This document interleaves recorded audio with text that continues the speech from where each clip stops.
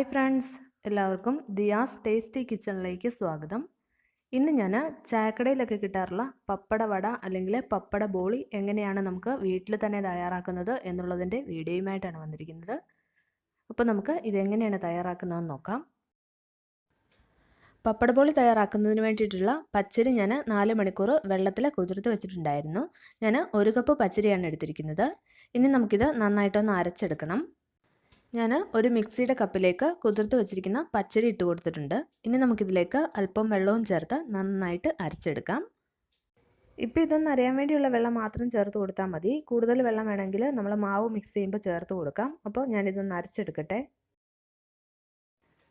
ഞാനിപ്പോൾ അരച്ചെടുത്ത പച്ചരി ഒരു ബൗളിലേക്ക് ഒഴിക്കുകയാണ്.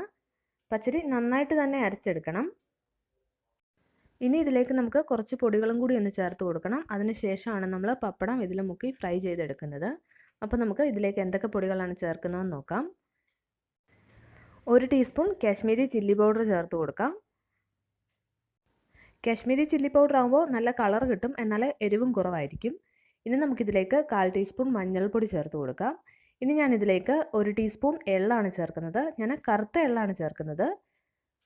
ഇനി നമുക്കിതിലേക്ക് പാകത്തിനുള്ള ഉപ്പ് ചേർത്ത് കൊടുക്കാം. പപ്പടത്തിൽ ഉപ്പുള്ളതാണ്, അപ്പോൾ ഉപ്പ് ചേർത്ത് കൊടുക്കുമ്പോൾ ശ്രദ്ധിക്കുക. പിന്നെ ഞാനിതിലേക്ക് 1/4 ടീസ്പൂൺ കായം ചേർത്ത് കൊടുത്തിട്ടുണ്ട്. ഞാൻ 1 ടീസ്പൂൺ ചില്ലി ഫ്ലേക്സും കൂടി ഇതിലേക്ക് ചേർത്ത് കൊടുത്തിട്ടുണ്ട്. വറ്റൽമുളക് പൊടിച്ചതാണ്. ഇനി നമുക്ക് ഇതെല്ലാം ചേർത്ത് നന്നായിട്ടൊന്ന് മിക്സ് ചെയ്തെടുക്കാം.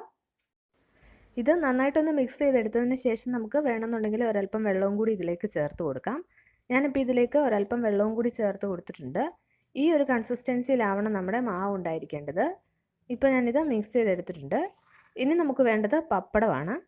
പപ്പടം ഒരു 10-15 മിനിറ്റ് ഞാൻ വെയിലത്ത് വെച്ച് ചൂടാക്കിയതാണ്. 10-15 മിനിറ്റ് വെച്ചാൽ മതിയാവും, അതിൽ കൂടുതൽ സമയം വെയിലത്ത് വെക്കരുത്. ഇനി ഈ പപ്പടം നമുക്ക് ഈ മാവിൽ മുക്കി ഫ്രൈ ചെയ്തെടുക്കണം. ഈ മാവൊക്കെ ഒന്ന് മിക്സ് ചെയ്തെടുത്തതിന് ശേഷം നമുക്ക് ഒരു പാൻ വെച്ച് കൊടുക്കാം. പാൻ നന്നായിട്ടൊന്ന് ചൂടായി വരുമ്പോഴേക്കും ഇതിലേക്ക് ഫ്രൈ ചെയ്യുന്നതിനാവശ്യമായിട്ടുള്ള ഓയിൽ ഒഴിച്ചു കൊടുക്കാം. ഓയിൽ നന്നായി ചൂടായി വരുമ്പോഴേക്കും നമ്മളെടുത്ത് വെച്ചിരിക്കുന്ന പപ്പടം ഓരോന്നായിട്ട് മാവിൽ മുക്കി തിളച്ച എണ്ണയിലേക്ക് ഇട്ട് കൊടുക്കാം. ഒരു സൈഡ് ഒന്ന് ഫ്രൈ ആയി വരുമ്പോഴേക്കും നമുക്ക് തിരിച്ചിട്ട് കൊടുക്കാം.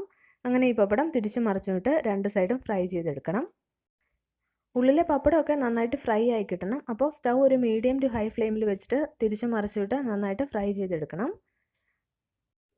2 സൈഡും നന്നായിട്ട് ഫ്രൈ ആവുന്നത് വരെ ഇങ്ങനെ തിരിച്ചു മറിച്ചിട്ട് കൊടുക്കണം. 2 സൈഡും ഫ്രൈ ആയി വന്നു കഴിയുമ്പോഴേക്കും നമുക്കിത് എണ്ണയിൽ നിന്നും കോരി മാറ്റാം. ഇപ്പോൾ നമ്മുടെ പപ്പട ബോളി റെഡി ആയിട്ടുണ്ട്. ഞാനിത് എണ്ണയിൽ നിന്നും കോരി എടുത്തിട്ടുണ്ട്.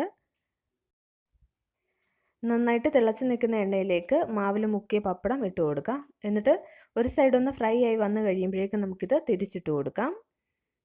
അങ്ങനെ 2 സൈഡും ഫ്രൈ ആയി വന്നു കഴിയുമ്പോഴേക്കും നമുക്കിത് എണ്ണയിൽ നിന്നും കോരി മാറ്റാം. ഇപ്പോൾ ഞാനിത് തിരിച്ചിട്ട് കൊടുത്തിട്ടുണ്ട്. ഈ സൈഡും കൂടി ഒന്ന് ഫ്രൈ ആയി വരുമ്പോൾ നമുക്ക് വീണ്ടും ഒന്നുകൂടി ഒന്ന് തിരിച്ചു വിട്ട് കൊടുക്കാം. അങ്ങനെ 2-3 തവണ തിരിച്ച് മറിച്ച് വിട്ടതിന് ശേഷം നമുക്ക് എണ്ണയിൽ നിന്നും കോരി മാറ്റാം. ഇപ്പോൾ നമ്മുടെ പപ്പട ബോളി റെഡി ആയിട്ടുണ്ട്. ഞാനിത് എണ്ണയിൽ നിന്നും എടുക്കുകയാണ്.